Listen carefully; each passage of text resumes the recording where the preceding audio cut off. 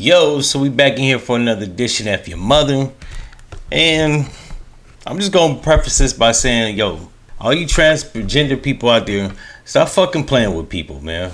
Anyways, let's get into it. After shooting the victim multiple times, he left and then returned to the crime scene to open fire once again. Police say video from the neighborhood led them to the alleged killer, 18-year-old Orlando Perez, now held without bond. Investigators say Perez had gone home with the victim, 37-year-old Selena Reyes Hernandez, shortly after meeting her on the morning of May 31st. And in her basement apartment in Marquette Park, Perez learned Reyes Hernandez was transgender. The offender became very upset. He left the residence. He became more upset, and that's when he came back to the residence, and then he brutally murdered the victim in this case. Prosecutors say Perez returned to the apartment a third time, again opening fire on the victim's lifeless body. Investigators able to track his alleged movements after gathering more than 24 videos. And police say this image on the victim's phone showed Perez in the residence, at his home where the apparent clothes he had been wearing, and a gun, authorities say, with the same type of bullets used in the shooting. Y'all just got done seeing that video, and the young man was a 12th grader, meaning he was 17, 18.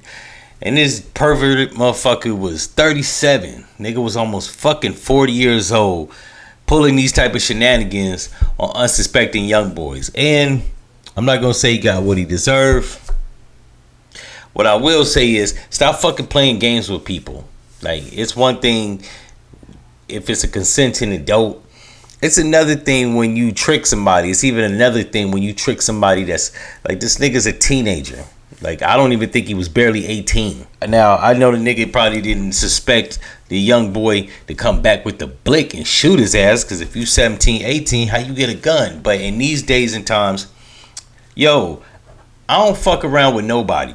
You could be 12 years old. And I might slap a 12-year-old. But yeah, you could be 16, 17 years old. Like, I ain't fucking on that bullshit. I'll give you space and time and move the fuck around, you know what I'm saying? Because you just never know. People walking around with illegal guns, no permit. They making guns, 3D guns. You fuck around, get your ass shot up. So, yeah, man, he played a fucking stupid ass game. He got a stupid ass prize. You know what I'm saying? He took him down to the basement and pulled the Willy Bobo out on his ass. And you know the young nigga was heated because he shot that motherfucker 17 times, came back 3 times and shot that nigga dead. So yeah, man, you can't fuck around with people's emotions like that. He gonna fuck around and go to YA, probably go to prison for about 6-7 years, get out, be like 25, 26. Yeah, he ain't gonna do no real time because he's underage, brain ain't fully developed, and this nigga is a crime of passion. There's too many variables is gonna let this nigga back into the streets of society. That's why I stress a lot of these videos. It's not to beat the trans community with a sledgehammer.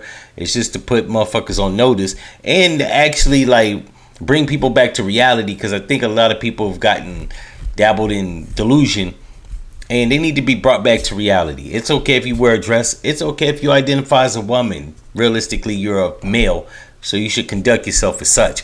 In any event, if you like this episode, you know what to do, and I'm out.